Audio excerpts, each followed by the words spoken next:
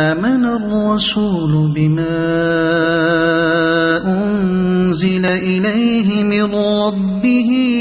والمؤمنون كل آمن بالله وملائكته وكتبه ورسله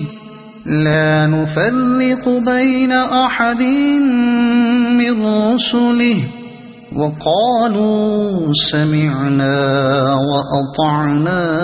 غفرانك ربنا وإليك المصير لا يكلف الله نفسا إلا وسعها لها ما كسبت وعليها ما اكتسبت ربنا لا تؤاخذنا إن نسينا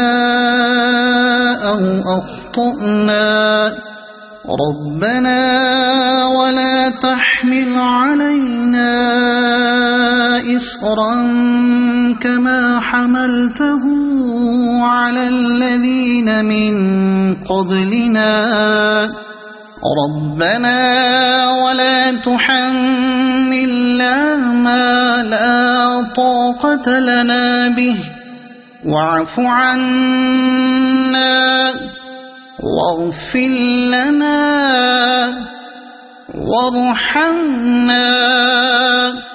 أنت مولانا فانصرنا على القوم الكافرين.